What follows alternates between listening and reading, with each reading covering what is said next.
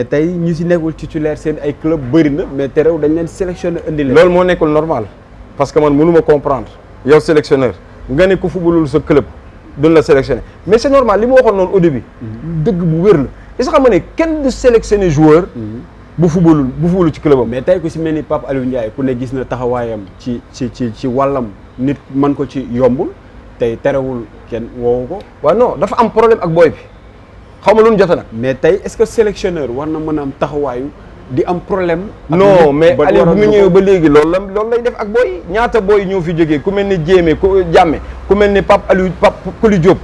ah bëri na joueur yoo xam ne ku mel ni comme nan la sotti daam la xaw ma nan daam ndooy. bëri na nga xam ne bi muy ñëw ba léegi bañaa histoire yu ma am ak joueur moom loolu c'est fréquent.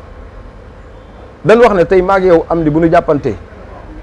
dinañ ne xañ na dafa njuumte la. waaye su ma jàppante yow jàppante kii dina wax man maa am problème. kon dañuy jàpp ne moom moo am problème parce que un sélectionneur t'es pas là pour être le papa de qui que ce soit c'est des jeunes bien vaccinés danoo mag. nekk ay professionnels. yor seen kër. am na loo xamante ni tu dois pas rentrer dans la vie de certains gens yow li ñu la sant mooy sélectionneur nga dañ lay fay comme ñoom ni leen di fayee nga ñëw taxaw pour yi jéem a soqali sa dëkk.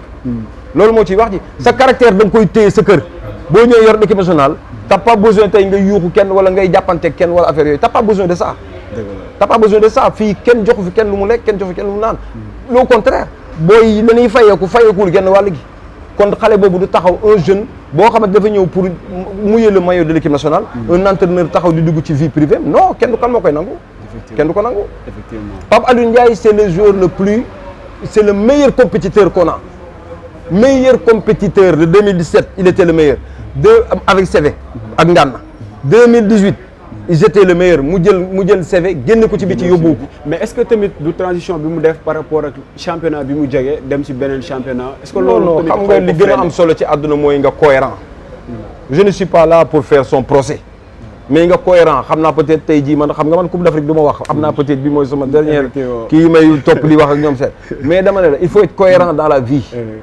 maanaam mënoo ñëw yëkkati nga wax ne man nii laay doxale ñu ne entraîneur dafa am principe man maa njëkk a tàcc ma ne merci beaucoup parce que ak fugam dina ko andi ci sélection bi mais boo demee ba loolu nekk ay këréel ak ay joueurs c'est pas bon nga ne ma man du ma sélectionner joueur tant que joueur ci clubam ñu tàcc ñu ne c'est bien mais bu ñu demee ba tey jii ñu gis cas bi gën a garaaw mooy cas Nampalys Mendy man j'ai appelé footballul non footballul benn match la football non ñu nga ne ba da ngay football la kooku ba pare taxaw wax carrément ne mooy sama sentinelle mais y a un problème nga war a dem ci fan Coupe d'Afrique c'est pour qui les compétiteurs Keita Baldé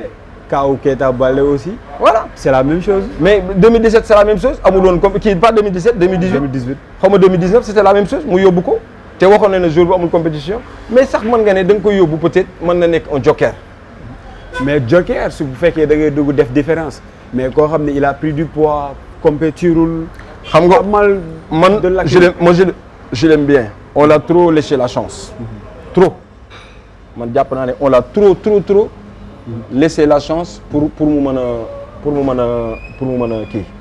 mën a évoluer ci équipe nationale. mais est-ce que jotul woon ñu changer ko parce que am na ñeneen ñoo xam ne ni li muy def mën nañ ko te pourtant mooy ñu leen seen chance. merci beaucoup mooy li ma la wax par parlo bi nekk ci équipe nationale xam nga ñun wax rek la nu man maa ngi yow ci bokk yëpp waaye man day fex ne comme ca laa nekkoon su ma waxee da naan day critiquer. dëgg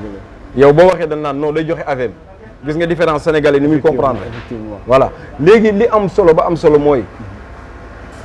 Ngana Gueye mënoo ko bàyyi ci biir milieu terrain bi nga jël li nga xam ne tey c'est le seul orphelin moo nekk ci milieu terrain bi il va commencer à jouer avec des joueurs yoo xamante ni li mu jouer ak ñoom bariwul miinu leen ci compétition bu doon ay éliminatoire ma ne amul problème mais compétition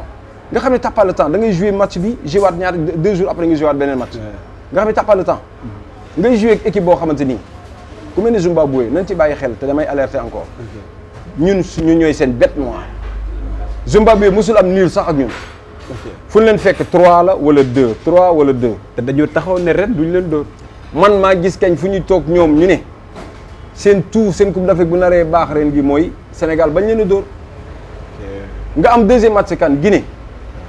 nee na Guinée yi fi mu nekk nii dañ ne seen Coupe d'Afrique benn match muy Sénégal dinañ def tout bu ñu ko gagné te pour une première fois dinañ gagné Sénégal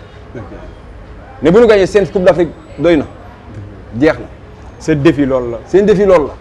troisième match yaa ngi am équipe boo xamante ni ca nekk professionnel bariwul. Malawi ñëpp ba ñu regroupé kenn xamul kañ la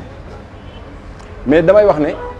loolu du problème Sénégal ndax am na quantité qualité de joueur bu dem kenn mën a remplacer ba ci Sadio Mané bu toogoon kenn mën a dépasser am tiituma ci loolu mais ça dépend ci Aliou nu muy classé après joueur yooyu. On avait quelqu'un qui jouait à droite muy Crépin on avait quelqu'un qui jouait à gauche muy Ismaïla Sarr te bu mu joué gauche ba léegi gis nañ ne il a plus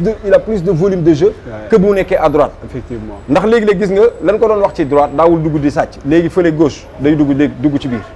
mais souvent dooguma la tam est-ce que tamit loolu du créer problème maanaam seen ay club ñu jox leen yeneen poste ñu koy jouer ñu ñëw à l'équipe nationale ñu changer leen est-ce que du leen perturber aussi loolu kenn je pense kenn la koy defloo muy Sadio Mané ñaar ak Crépin Diatta Crépin milieu défensif la ko joué boo xoolee match yu mujj mu joué Sénégal daf ko joué comme ailier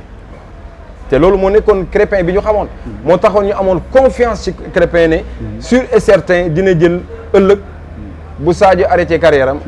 ce sera la star du football sénégalais parce que ñu ngi ko xamoon ci percussion voilà percussion am lañ ko xamoon muy foo ko fekk mu ngi def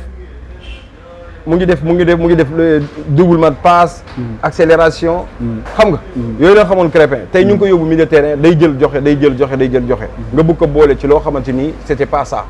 donc man dama ne après gis nga Crépin bu mu demee Monaco rek day am problème ndax ñu ngi koy football lu excentré il a du mal à centrer il a du mal à jouer en même temps avant muy blessé toog na lu yàgg waa ji joué ko waaw yooyu yëpp dafay nekk luy retard parce que équipe nationale boo fi ñëwee c'est pas pour nga apprendre mais c'est pour progresser effectivement il y a beaucoup de joueurs nag ku mel ni ki nga tudd sànq Diao Baldé ñun gis nañ ne bu mu ñëwee équipe nationale ba léegi progressé wul